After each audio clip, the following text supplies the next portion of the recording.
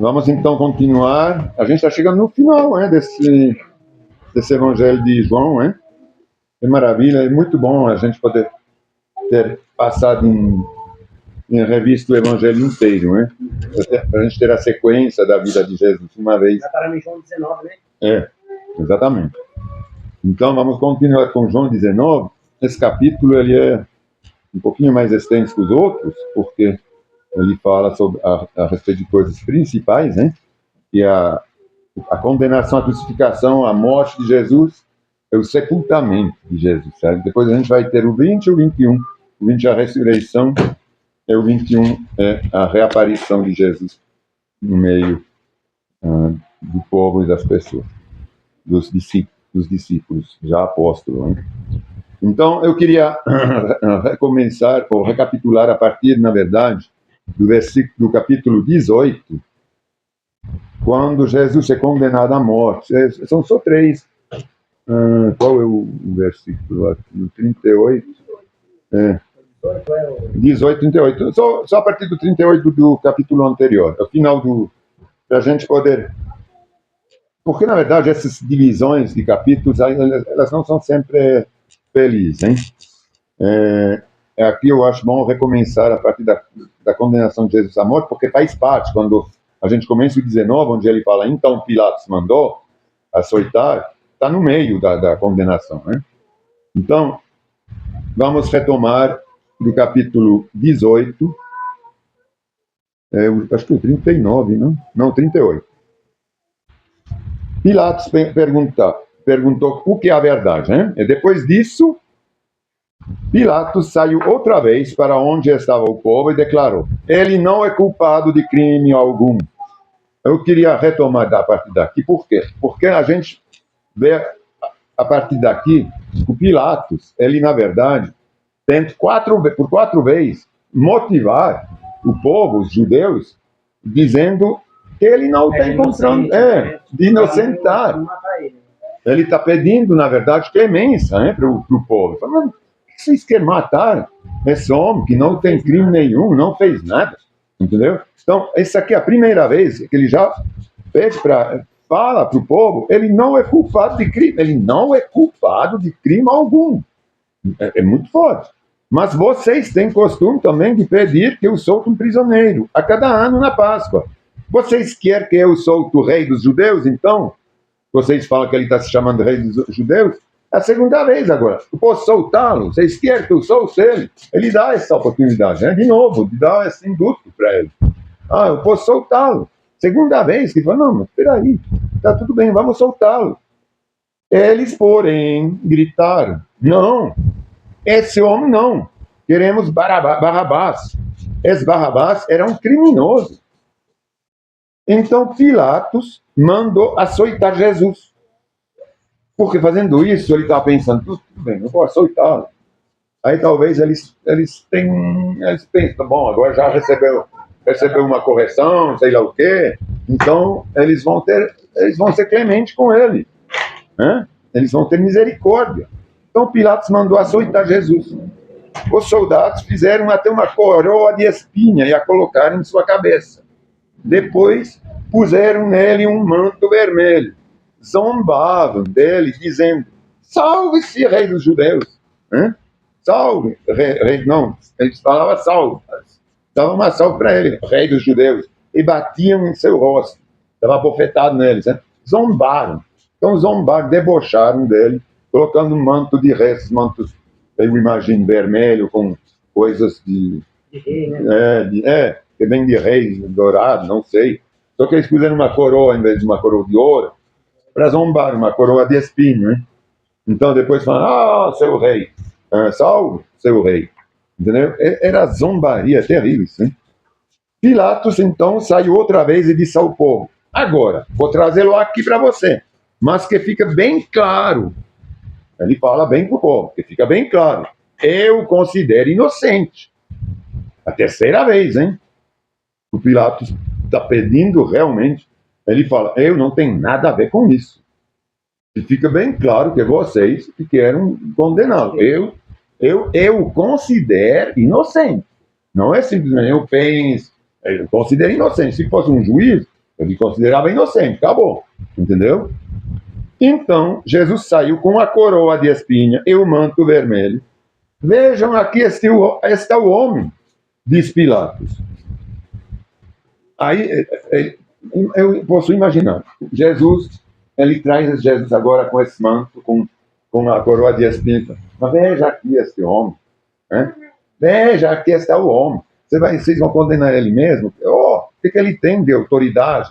Ele é um coitado, né? Vestido de uma coroa de espinho, travestido de rei. Ele não é rei, não. Aí,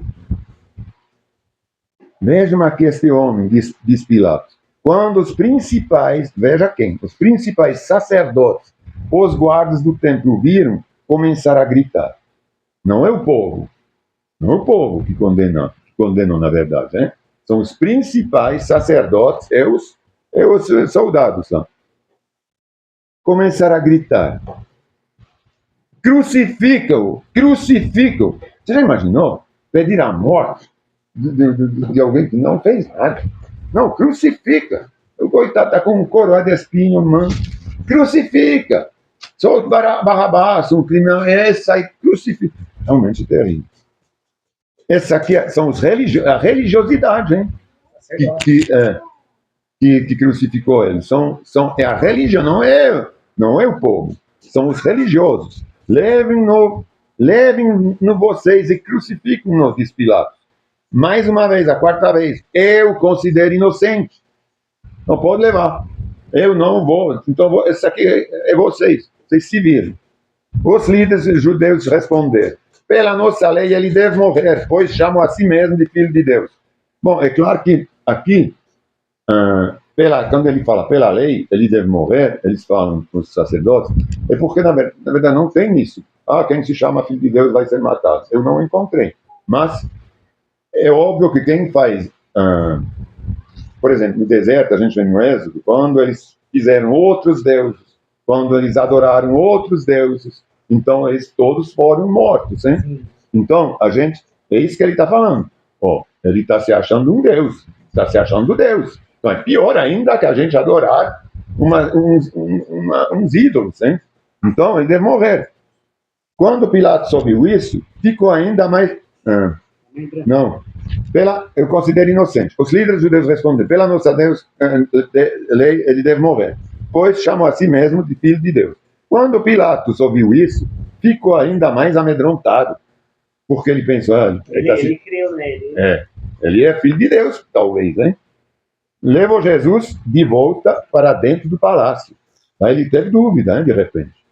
Aí ele levou de novo lá dentro e perguntou, da onde você vem? Isso aqui quer dizer, mais ou menos, você é Deus? Você é filho de Deus mesmo? Quem é você? De onde você vem? Ele fala, de onde você vem? Jesus, porém, não respondeu. Por que você se nega a falar comigo? Perguntou Pilatos. Não sabe que eu tenho autoridade para soltá-lo ou crucificá-lo? Jesus disse, você não teria autoridade alguma sobre mim, se esta não lhe fosse dado de cima. Portanto, aquele que me entregou a você tem um pecado maior. Vamos entender isso, porque é um pouquinho complicado, né? Quando a gente fala, tudo bem, você não tem autoridade nenhuma. Se Deus não te deixasse com essa autoridade para me condenar, você não me condenaria, não. Agora, portanto, aquele que me entregou a você tem um pecado maior.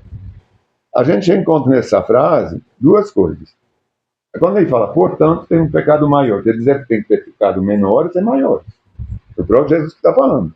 Então, às vezes a gente fala, não, tudo pecado é igual. Mas não é bem verdade, né? A gente também fala, tem um pecado que te afasta da graça de Deus, e tem pecados que não te afastam da graça de Deus. Né? Como a gente fala às vezes, se eu só pego no radar, eu não deveria. Mas isso não vai me tirar a salvação. Eu não estou renegando. Hein? Não, é um pecado. Não, então. Eu acho que é um pensamento. Sim, a gente é contra a lei. É um erro. Sim, mas é um pecado. Por quê? Pecado não um pecado que é capital, que vai te fazer perder. Mas é um pecado porque está escrito na palavra que toda a lei que não é contra Deus é de Deus. Pronto. Não é contra Deus. Por exemplo, se um juiz, um magistrado, põe uma lei de andar a 60 por hora dentro da cidade, ou 50, vamos supor, isso não tem nada a ver contra Deus. Ele não está difamando a Deus, não é uma... É uma autoridade que está dando a lei. Todas as leis são de Deus, está escrito na palavra que toda a lei é de Deus, né? A gente tem que obedecer à lei. É quem tem que ter medo da lei, é quem está errado com a lei. Quem está certo com a lei não precisa ter medo. Mas às vezes também tem que estar de acordo com a palavra. Se não estiver de acordo, não. Sim. Mas então, ela está de acordo, não pode dizer que está em desacordo, certo? Porque na verdade é para o bem, para não matar criança, para não... tem que ter algum... É mais para arrecadar dinheiro do que... Não, tudo bem, mas essa aqui é outra coisa. Mas a base da lei... Não, você está certo. Tem lugares que eles põem de propósito para arrecadar dinheiro. Mas vamos esquecer esses lugares. Vamos realmente pensar... Não, a lei, se tem 50 por hora numa cidade, é para o pessoal não andar a 150 em ruazinha. Então, é para a segurança. Essa aqui é realmente uma coisa que vem de Deus, não do capeta. Então, nesse sentido, é um pecado. Mas, obviamente, que não é um pecado que vai me afastar da graça de Deus, porque isso tem nada a ver com o arrependimento dos meus pecados, esse tipo de coisa, né? É de se converter, é uma coisa da gente ter o bom senso, né? A temperança. Então, agora, então quer dizer que realmente tem pecados menores, tem pecados que realmente te cortam, que são capitais, né?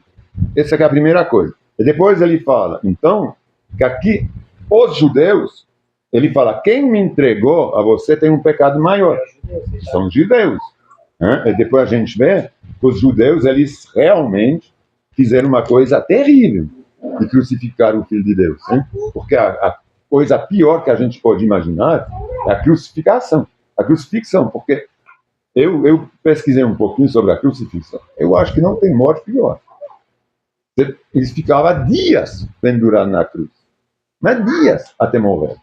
Jesus entregou, a gente vai ver que Jesus entregou o Espírito. Parece que Deus, ele abreviou, ou sei lá, o peso do que ele carregou, abreviou ele morreu em 3 horas praticamente. Hein? Então, os outros ficavam dias, a gente vai ver. Então, é terrível, né? Então, quebrava as pernas para dar um choque neles, para eles morrer, não aguentar. A gente vai ver tudo isso. Mas é terrível, a crucificação é uma coisa terrível. Então Pilatos tentou, portanto, aquele que me entregou a você tem um pecado maior. Então Pilatos tentou mais uma vez libertá-lo, mas os líderes judeus gritavam, se o Senhor soltar este homem, a ameaça que eles fizeram para ele, não é amigo de César. Os judeus odiavam César, eles nem queriam pagar imposto para ele, né? Eles odiavam os cobradores de impostos, tudo que era de César era odiado. É óbvio, era um inquisidor, era o cara que veio pegar o dinheiro. Aí, mas aqui, de repente, esses hipócritas, eles falam, não, se o Senhor soltar este homem, então quer dizer que você não é amigo de César, não. Nada a ver, nada a ver. Quem se declara rei, imagine, aí fala para ele, quem se declara rei, então se rebela contra César, porque o César é o imperador. Então, quem se declara rei, automaticamente, é acima de César. Aí eles pegaram ele no ponto fraco, eles pensam, se agora eles vão falar isso para César, eu estou frito. Então, ao ouvir isso, Pilatos trouxe Jesus para fora novamente. Ele se sentou no tribunal, na plataforma chamada Pavimento de Pedras. Tem um nome lá, eu esqueci, Litostrotos. Em latino, é um negócio, tipo uma bancada onde ele senta para julgar. Aí ele sentou lá para julgar. Era por volta de meio-dia, no dia da preparação da Páscoa. Isso é importante também ressaltar. Esse dia da preparação da Páscoa pode ser quarta-feira, pode ser quinta-feira, pode ser terça-feira, porque a Páscoa ela nunca é fixa. Ela começa no dia 15 do mês, lá tem um nome aramaico. É como agora, a Páscoa não é fixa, hein? Ela tem essas coisas. Então, quando a gente fala da Sexta-feira Santa, na verdade, não era sempre sexta-feira. Podia ser aqui, neste ano, parece, uns falam que era quarta-feira, outros falam que era quinta-feira. Mas eu acredito que era quarta-feira. Mas em relação a outros evangelhos, onde está escrito que ele ficou 3 dias e 3 noites até ressuscitar. Mas tudo bem, esse aqui não é tão importante, mas é bom ressaltar. Era por volta do meio-dia da preparação da Páscoa. E Pilatos disse ao povo: vejam, aqui está seu rei. E disse para o povo: veja, aqui está seu rei. Fora com ele, gritaram. Fora com ele, crucifica-o. Agora eles já levaram o povo, hein? O quê? Crucificar o seu rei? Perguntou Pilatos. Ele não está falando que é seu rei? Em resposta, os principais sacerdotes gritaram: não temos outro rei além de César. Olha esses hipócritas. Falam agora que César é o rei deles. Então Pilatos lhes entregou Jesus para ser crucificado. E eles levaram Jesus. Então, com a benção, praticamente, ele teve que entregar. Porque lá ele ficou acuado, hein? Ele falou: não, eu não tenho outro rei que César, você tem outro? Né? Você que é romano, você tem outro? Não, hein? Então é melhor você nos entregar Jesus. Aí ele entregou. Mas vocês veem, isso é muito importante, ver como foi os judeus, a culpa realmente do povo judeu.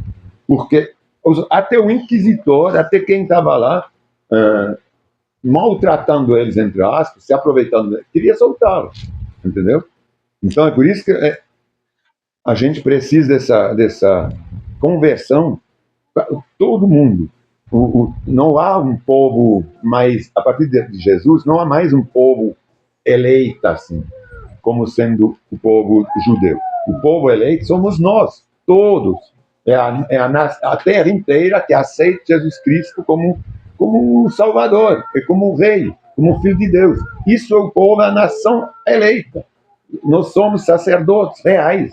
É todo mundo, não é? Não tem mais ninguém aqui. Não, porque o judeu foi escolhido, o povo é tudo. Já foi um dia, mas hoje não mais, certo? Não há mais judeus, não há mais gregos, não há mais sírios, não há mais... todo mundo é igual, quando a gente se converte. Carregando a própria cruz, aí eles levaram Jesus. Carregando a própria cruz, Jesus foi ao local chamado Lugar da Caveira, em aramaico, Gólgota. Ali, eles o pregaram na cruz. Eles, né? Quer dizer, os soldados, mas debaixo da supervisão. Isso. Outros 2 foram crucificados com Jesus, um de cada lado e ele no meio. Por que eles fizeram isso? Para mostrar que ele também era um criminoso. Eles puseram ele bem no meio de 2 criminosos. Para você ver? Isso não é melhor. Pilatos colocou no alto da cruz uma placa que dizia: Jesus o Nazareno, rei dos judeus. O lugar onde Jesus foi crucificado ficava perto da cidade. A placa estava escrita, povo é inteiro, em aramaico, tem uns que escrevem, estava escrito em hebraico, latim e grego, de modo que muitos judeus podiam ler a inscrição. Então todo mundo podia ler aqui a inscrição. A gente vê nos retratos, nos relatos, a inscrição INRI. Não, mas não era escrito INRI. Essa aqui é uma abreviação que eles colocaram nos desenhos, nas ilustrações, que significa em latino Jesus Cristo, Rei dos Judeus. Uma coisa assim, né? Jesus, o Cristo, Rei dos Judeus. INRI, a abreviação de cada palavra. Só que eles escreveram isso para não ter que escrever em 3 línguas, em extenso. Assim, porque essa placa nunca foi assim em Gólgota. Ela foi assim, tá? Também em Mateus. É escrito em aramaico, em extenso. Jesus o Nazareno, Rei dos Judeus. INRI, quer dizer, J-I, Nazareno é N, R, Rei, J é outro I. Jesus o Nazareno, Rei dos Judeus, a abreviação INRI. Mas então estava escrito em extenso para todo mundo poder ler.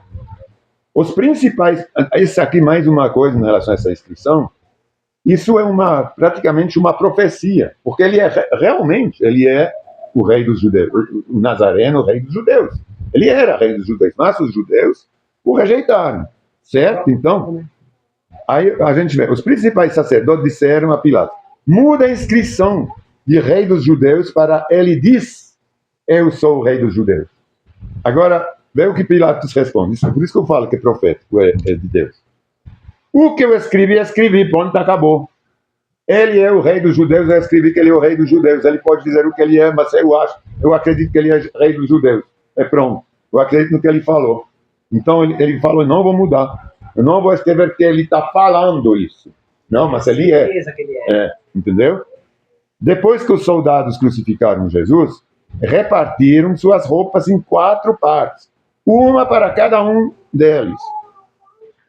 Essa coisa de repartição de roupa também fazia parte do salário. Foi citado também no Antigo Testamento. Foi, mas além disso, é uma retribuição pelo trabalho feito. Tipo um prêmio.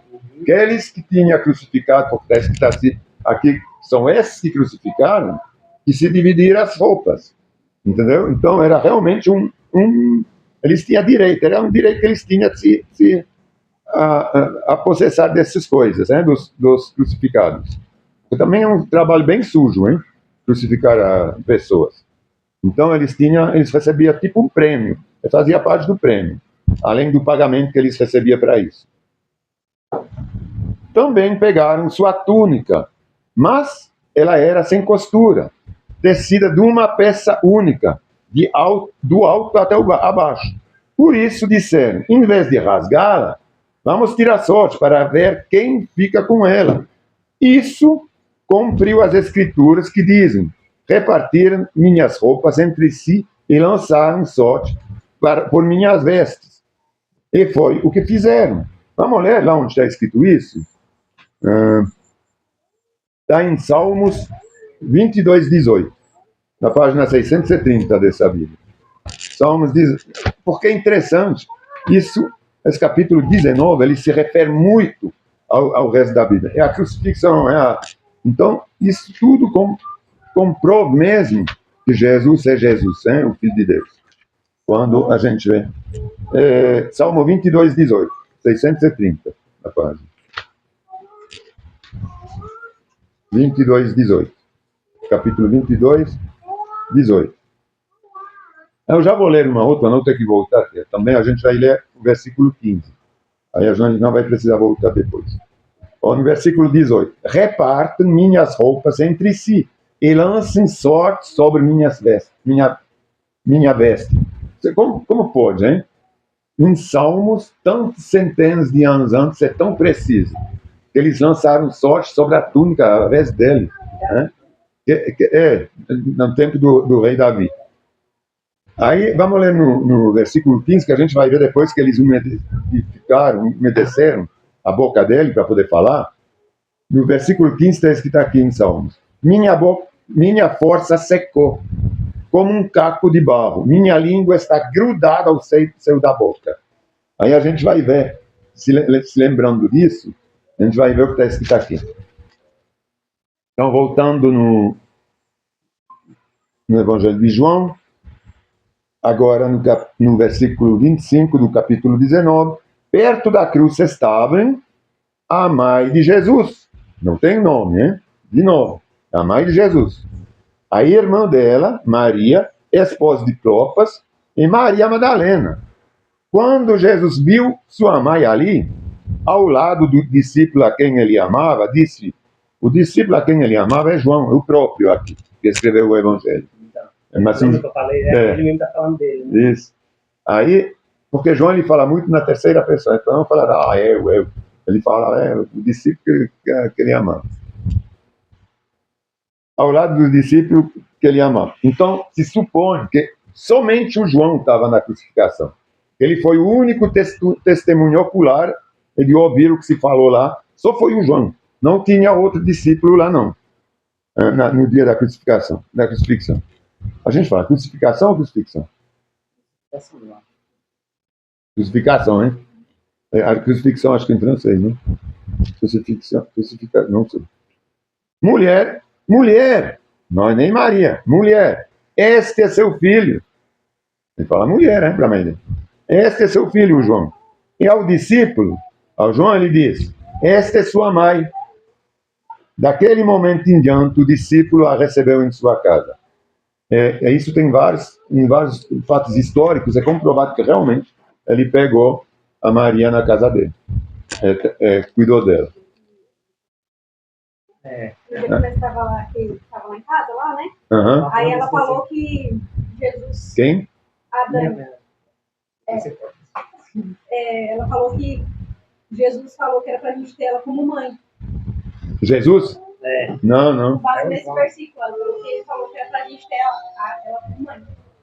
Não, mas pra quem? Pra nós todos. Ah, pra nós? Por isso que a mãe deles ainda. Como que a gente vai cuidar de uma mãe que morreu?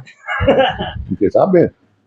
Na verdade, ele só estava falando em relação a... cuidar dela, viva. Cuidar dela, acolher ela. Se acolher ela quando ela estava viva. Porque se pressupõe, isso tem que... A gente vê em outros fatos, relatos históricos, até talvez em alguns livros apócrifos, talvez José, ele já tinha morrido, entendeu? Bom, isso eu estou falando talvez, porque não está muito claro aqui na palavra, mas se pressupõe, senão ele estaria ali, não é? Ele não ia falar, cuida dela, porque é claro que o próprio Jesus, o Tiago está falando que a verdadeira religião é cuidar dos órfãos, das viúvas e dos órfãos. Então, aqui Jesus ele deu o exemplo. É por isso que Tiago está falando isso depois. A religião verdadeira é cuidar das viúvas. Mas também Paulo ele fala uma coisa: as viúvas têm que ter uma certa idade. E quando são viúvas muito novinhas, ela pode casar novamente. Ela pode casar novamente, ela pode ser mantida pela família. Ela tem que trabalhar, na verdade. Agora, se ela é idosa, ele fala: não, vocês têm que inscrever na lista das viúvas que recebem da igreja, assim, da Assembleia, que são mantidas, viúvas que realmente são merecedoras para receberem, não? Senão vira viúva alegre, hein? Então, aí é um pouquinho misógino, assim, se a gente percebe. Mas não é misógino, não. É para cuidar mesmo, é para as pessoas terem responsabilidade.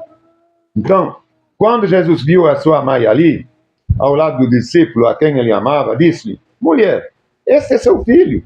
E o discípulo disse: esta é sua mãe. Daquele momento em diante, o discípulo a recebeu em sua casa. Jesus sabia que sua missão havia terminado. Para cumprir as Escrituras, diz, de novo, para cumprir as Escrituras: eu estou com sede. É isso que a gente acabou de ler, no versículo 15. Eu estou com sede. Havia ali uma vasilha com vinagre, de modo que ensoparam uma esponja no vinagre e a colocaram na ponta de um caniço de isopo, de madeira, e a ergueram até os lábios de Jesus. Bom, o isopo, naquele tempo do Antigo Testamento, ele era usado para tudo que era santo. Era tipo uma lenha santificada, ia de uma árvore. Eles usavam o isopo dentro das cerimônias, era uma maneira de ritual. Depois, no Antigo Testamento, depois de prová-la, Jesus disse: está consumado. Você vê que ele pediu isso aí porque ele não conseguia falar. Porque imagine quando você está pregado na cruz, no sol, você se desidrata completo. Então ele tinha a língua que ficava ele não conseguia nem desgrudar, nem engolir aqui. Era tão seco que você não conseguia fazer um movimento de engolir nem de falar.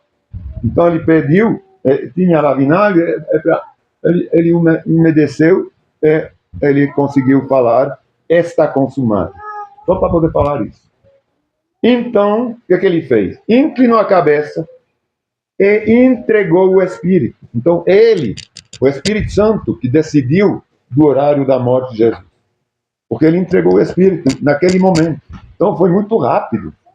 Assim, entre aspas, hein? Porque os outros, a gente vai ver que os outros não tinham morrido, não. Era o dia da preparação da Páscoa, e os líderes judeus não queriam que os corpos ficassem pendurados ali, até o dia seguinte, que seria um sábado muito especial. Esse negócio de... Não é o sábado da Páscoa.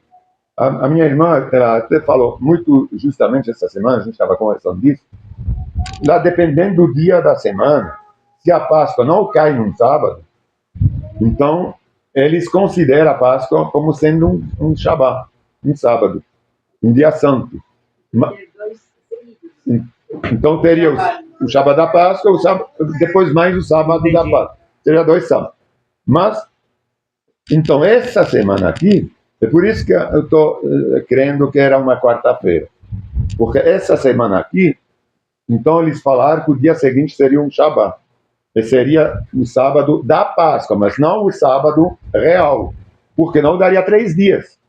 Se fosse o sábado real, o dia seguinte, certo? Se fosse sexta-feira, não daria 3 dias até domingo. Certo?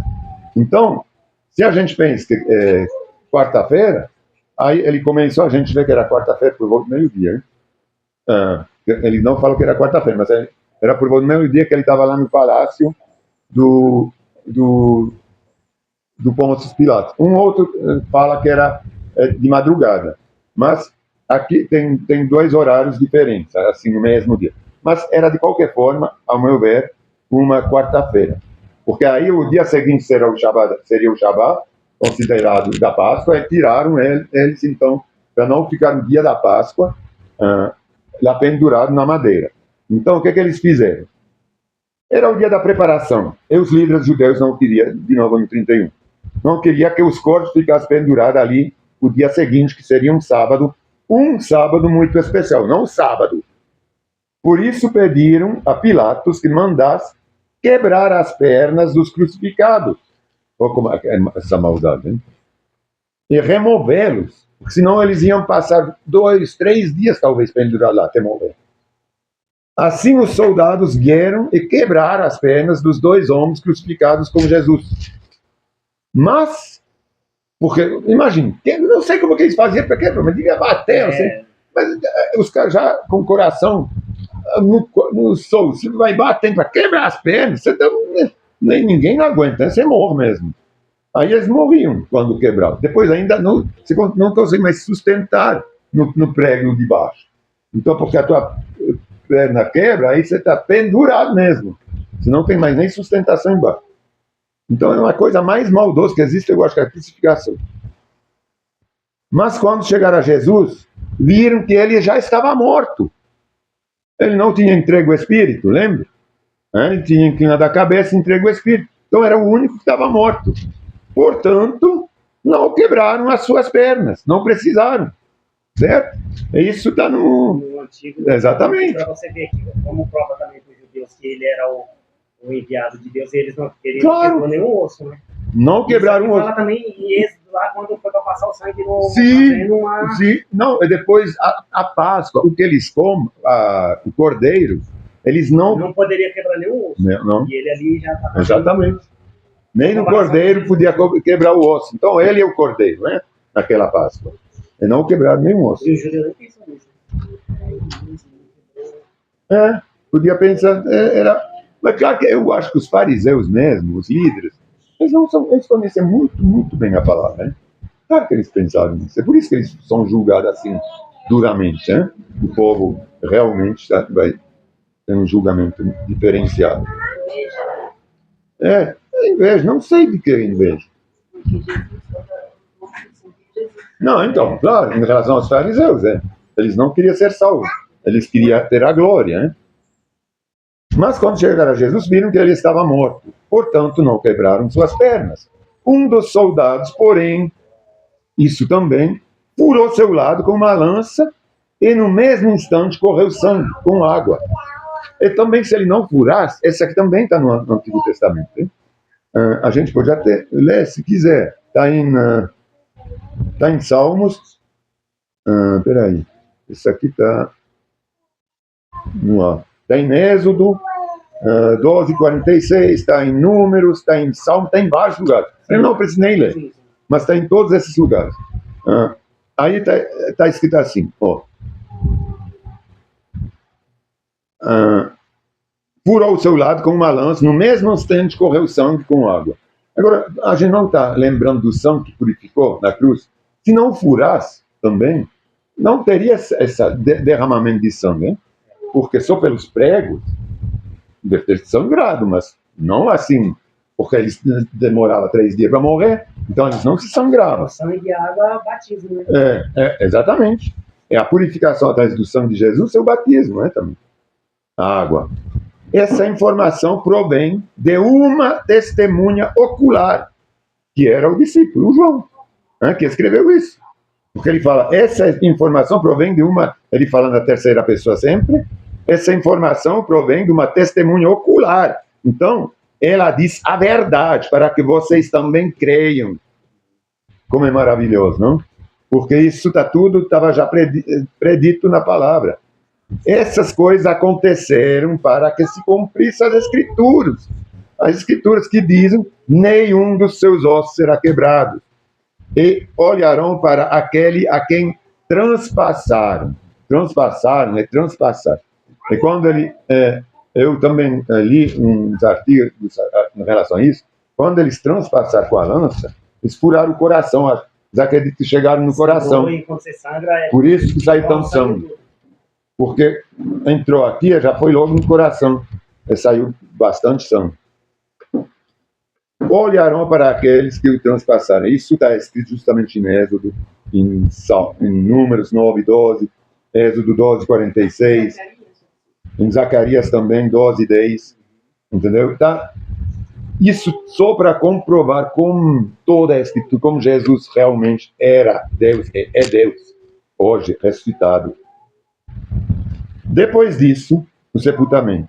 José de Arimateia, que tinha sido discípulo secreto de Jesus, porque temia os líderes judeus, pediu autorização a Pilatos.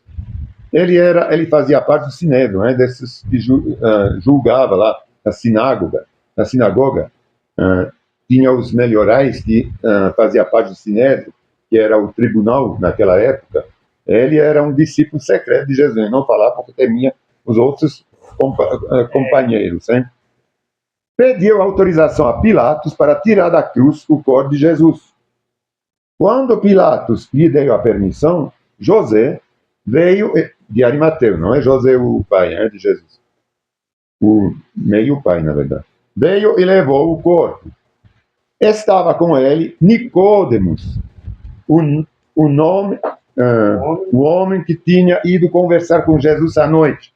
Nicôdemos trouxe cerca de 35 litros de óleo perfumado, feito de mirra e aloés. Era para fazer o embalsamento. A gente pode ler lá o Nicôdemos, a gente vai relembrar, aqui no capítulo 3 de João mesmo, vamos relembrar quem era Nicôdemos, o que ele tinha feito, porque ele estava lá agora, participando junto com o José de Arimateia. Capítulo 3 de João. Havia um fariseu chamado Nicôdemos, líder religioso entre os judeus. Certa noite veio falar com Jesus e disse: Rabi, todos nós sabemos que Deus o enviou o Senhor para nos ensinar. Seus sinais são provas de que Deus está com o Senhor. Aí Jesus começou a conversar com ele. Então, ele realmente tinha se convertido, assim, tinha acreditado em Jesus. Sim. E ficou discípulo de Jesus mesmo, já também, sendo judeu do Sinédrio. É por isso que ele estava lá os dois agora. Porque é muito esquisito, entre aspas, de ver dois judeus da sinagoga querendo, reivindicando o corpo de Jesus. Porque a gente poderia imaginar que devia ser discípulos mesmo, não é? Mas não foram esses dois, porque realmente creram em Jesus. Então, vou reler lá a partir do 39. Estava com ele Nicôdemos, o homem que tinha ido conversar com Jesus à noite. Nicôdemos trouxe cerca de 35 litros, não é pouco, de óleo perfumado feito com mirra e aloés, seguindo os costumes judaicos do sepultamento. Envolveram o corpo de Jesus em lençóis compridos de linho, junto com essas especiarias. O local da crucificação ficava próximo a um jardim, onde havia um túmulo novo, que nunca tinha sido usado. Como era o dia da preparação da Páscoa, sempre ainda, e uma vez que o túmulo ficava perto, colocaram Jesus ali. E por que eles estão falando que tinha lá no jardim um túmulo novo? Porque os túmulos eles eram reutilizados. Mas Jesus ele não foi misturado no túmulo com restos contaminados, né? Corruptos de talvez criminais ou coisa assim. Não, ele recebeu um túmulo novo. Esse túmulo ele foi emprestado justamente por José de Arimateus. O José ele veio com o túmulo e o Nicódemos veio com o óleo. Para eles dois que cuidaram realmente do sepultamento de Jesus, né? Colocando o túmulo à disposição de todos os apetrechos que precisavam. Então, a gente vê que até o final, até no túmulo, ele ficou puro, santo, assim, separado do resto, né? Eles tentaram até eles misturaram ele no meio, dois criminais, mas mesmo assim, ele foi o único que não teve as pernas quebradas, ele foi o único que foi transpassado, né, no qual o sangue jorrou, que a gente pode hoje se lembrar desse sangue que está falado em Isaías 53, da maneira que ele ia morrer, que é sangue que nos purifica, que se encarregou de todos os nossos pecados e doenças, né, através dessa crucificação. Isso é maravilhoso, porque é por isso que o Novo Testamento, ele relembra sempre o Antigo Testamento, né? Ele nos confirma, quase a cada página dos Evangelhos, a gente tem a confirmação dos fatos do Antigo Testamento. E o Antigo Testamento, ele nos anuncia o que vai chegar. Por isso que a gente não pode dissociar o Novo Testamento do Antigo Testamento, nem a Antiga Aliança da Nova Aliança. Porque uma anuncia a nova, e a nova nos relembra da velha. Mas são duas alianças completamente distintas. E hoje a gente não pode... Eu publiquei hoje de manhã um negócio que é interessante, a gente não pode restaurar ou reconstruir o que Jesus destruiu. Sim. A graça, na verdade, é a destruição do templo. Ele falou, eu vou destruir o templo, eu vou acabar com o templo em 3... não me lembro agora. Não, ele falou assim, que ele ia reconstruir em 3 dias. Sim, o templo, ele ia destruir o templo e o reconstruir em 3 dias. É isso que aconteceu. Só que ele reconstruiu, ele foi o templo. Né? Então a gente não pode agora querer reconstruir o templo de maneira física. E volta para a lei, volta para a antiga aliança. Então tem muita gente que mistura, cheio de coisa da antiga aliança. Isso não pode. Não pode. Então a gente está fugindo da graça, está fazendo de Jesus um mentiroso. Porque a gente não acredita no tempo que foi reconstruído por Jesus. A gente faz dele, então, um mentiroso. A gente sabe, mas tem muitos judeus que vivem na lei para eles. Então, mas tem muitos cristãos também. Eles vão construir novamente alguma coisa, né? Não, tem muitos cristãos que estão misturando dentro das igrejas, estão misturando candelabro, estão misturando, como que chama, o negócio, o chapeuzinho dos judeus, as roupas, as tradições, e todas aquelas coisas, até a própria Páscoa. Até a própria Páscoa. A gente nem deveria, na verdade, celebrar, porque ele foi a última Páscoa. A gente já pregou a respeito disso. Então a gente sabe que a Páscoa, a última foi Jesus Cristo. Então quem celebra realmente a Páscoa, volta para a antiga aliança. Entendeu? Muito obrigado, Jesus, por todos esses ensinamentos, por especialmente o teu sacrifício, Jesus.